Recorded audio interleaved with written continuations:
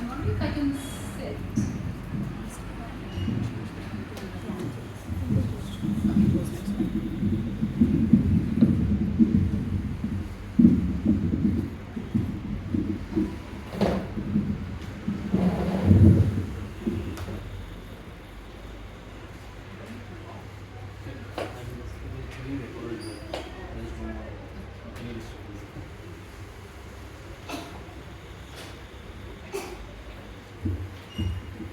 One small announcement, so whoever is speaking, just speak to the mic very closely so that it doesn't disturb the audio.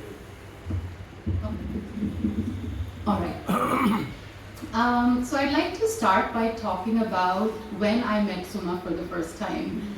And I met her for the first time at the launch of my first book.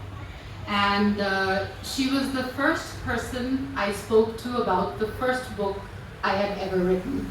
So it's something that's always going to stay with me, and it's a very special moment of my life. I can count it as one of the most special moments I have had in my life. And so when Suma asked me to share some of my work for this event or some of my thoughts, I thought I'd look through my book. This is not the same book that we were discussing, but yes, you were there for my second book launch also. And I'm here with that book today. And I looked through this book and picked out 3 poems that to me depict the solo life. And now in Vedanta we have this concept that in a way the journey is a solitary one. You make the journey to the universal soul all alone, but at the same time you're never really alone. You know, you're part of this greater universe. So a lot of these poems are about that, and for me, a lot of my revelations, a lot of insight has always been when I have been solitary. You know, I might have been surrounded by a lot of people, but the greatest insight always comes when you give yourself the time and space to think about something, and that something should not be colored by other people's thoughts, by other people all around you and a busy mind. That insight always comes when you're alone or solitary. So my first poem today is called Folds of Time. And in this poem, I have attempted to explore the idea of memories, stereotypes, and growth. Because as single people, a lot of times we are stereotyped, and a lot of our memories are related to these stereotypes, but a lot of growth also comes out of that, out of being stereotyped. And sometimes, you know, when you're stereotyped, it's a very bittersweet experience, because the people who are stereotyping you are people who are very close to you, and they truly believe that they have your best interest at heart. But sometimes they might have your best interest at heart, but they're not able to look at a situation in the way that you would. So the first poem for tonight is Folds of Time. Time is non-linear. Or maybe it's warped. Life is warped, or maybe it's non-linear. When I walk by a gulmohar tree, I also walk in the garden of my father's house. My father died, and with him, summer holidays spent sipping masala shikanji under the flaming red trees of his expansive lawns. As my grandfather got older, his ears got dimmer, and the volume of his 8 p.m. DD National News rose by a few decibels. My grandfather would squint at me, raise his voice above the TV, and tell me one day I would be sitting in the news studio, elegant in a cotton sari, delivering the nightly news in my immaculate English. These days, amidst the cacophony of what the nation wants to know, my granddad is once again with me. A friend of mine, a mother of 2 boys, stopped talking to me for a month. We planned a weekend getaway. It's just not safe, she insisted, for 2 women all alone. Let's get a driver, he can drive your car. 2 women aren't alone, I thought, dismayed that a driver she hired was more company to her, and I, only a woman who could buy a car but not drive it. Later I drove through those same hills all alone and thought, Time moves forward, but some of our ideas and many of our lives stay stuck somewhere in the folds of time.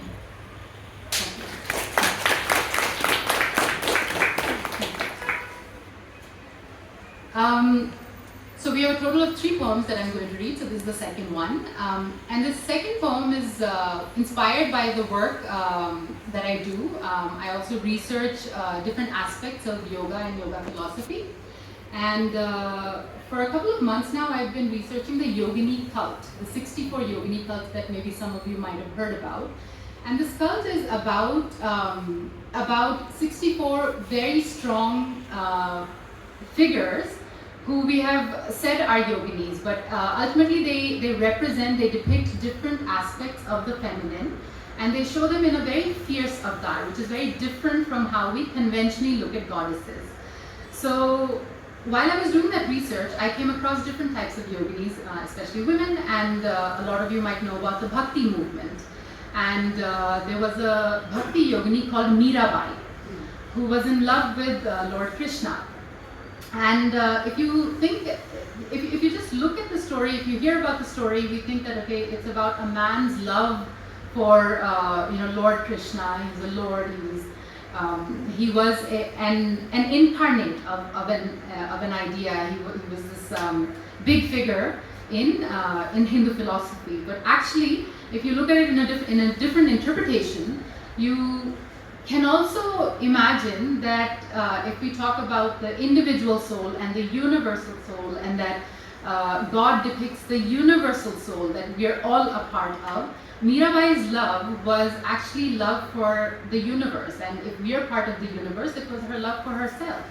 So in Lord Krishna, she saw a part of herself, and she was in love with that part. She was in love with a part of herself, and I've been thinking a lot about what is this love, this all-consuming love, this love that we still write about and different poets have written about, and fabulous poetry has come out of it, beautiful poetry has come out of it. So I wanted to it was an exercise for me. I wanted to put myself in her shoes and think, imagine what would this love be like, a love where you're so free. Mirabai was in those times. She was married. She was a high-ranking, high-born, high-status woman who was married to somebody who was a very powerful figure in society at that time. But she found love outside her marriage. So what was it like? That love must have been something truly powerful, and maybe that is the kind of love that we all aspire to, a powerful love for ourselves, because only when we're in love with ourselves can we begin to love anyone else. So this poem is called A Song on Our Vacant Lips. There was once a woman who walked from village to village and town to town with her knotted hair and her skin clear. We called her crazy. She would sing with her strong voice of an invisible love only her heart saw and felt. A love she was the answer to. A love that was understood by her thirsty bones. We branded her crazy, as such people are wont to be. And in our private moments, inside the softness of twilight, we envied that woman her consummate belief, and wished for ourselves that in our own lives we would know a love like that, if only as a song on our vacant lips. Thank you.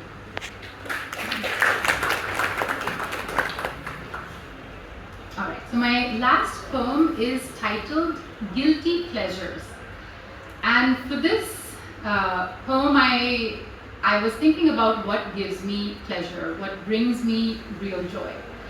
And there were many things that came to mind, and the more I thought about it, the more I realized that anything that has brought me pleasure that's been outside of me, such as like the publishing of a book or the sales of a book, has always been finite, because a book gets published, and then life moves on, sales go up and down, and it's a finite kind of pleasure.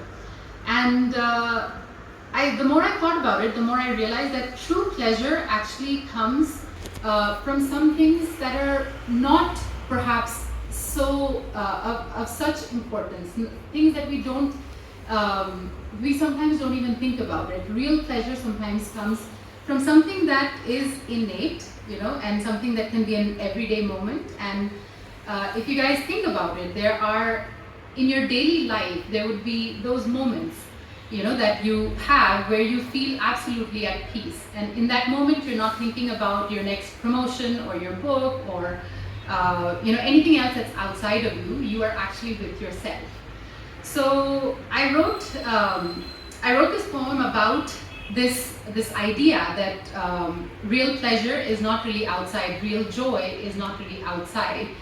And while I was writing this, I realized, by the time I was done writing it, I realized that this was some sort of recipe that I had for what pleasure is to me. And while I read out the poem, perhaps a few of you would understand why the poem is called Guilty Pleasures and not really simple pleasures, because I've tried in this poem to make a distinction between the two. So the poem goes, Guilty Pleasures. Everything in life has a recipe. For my favorite recipe, you'll need one early morning, temperature slightly cold, but not so as to elicit shivers. Dawn is preferable. One robe of pure malmal, reminiscent of the most delicate blue pottery from Jaipur. One large mug, picked up at a flea market in Amsterdam, replete with Vermeer's Girl with a Pearl earring. A dollop of fresh cream, thick, sinfully rich, and maybe even organic. 2 tablespoons of freshly ground coffee, the aroma that stopped you in your tracks in the busyness of Malleshwaram 12th Cross. 2 tablespoons of Irish coffee syrup, Manama, the one you get up in the chilly hills of Mahabaleshwar. This is optional, yet essential. Wrap the robe around yourself, somewhat like a hug. Measure out the coffee beans into your coffee mug. Its susurration a delicious promise of what is to come. Add the Irish coffee syrup as well. Do this only for yourself and by yourself. This indulgence is best served stolen. Froth the fresh cream generously as the water comes to a boil. The cream must be soft and fluffy and the water hot and vibrant. Savor the stillness with the fragrance of the coffee. The early bird gets the worm, one's coffee is another's worm. We all have our own guilty pleasures. And only when you've luxuriated in the last dregs of this luscious secret, turn around and face the world.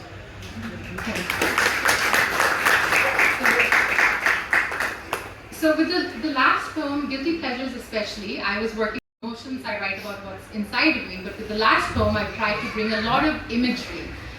Because again, imagery is about memories, it's about, they have immediate recall value, they have a huge recall value. So this was something new that I was trying, and I found from, like a lot of people have actually gotten back to me and said, yes, when you were reading this poem, we were thinking about, the mug that I picked up in Amsterdam, or the smell of the coffee that I really like, or even Malleshwaram for that matter.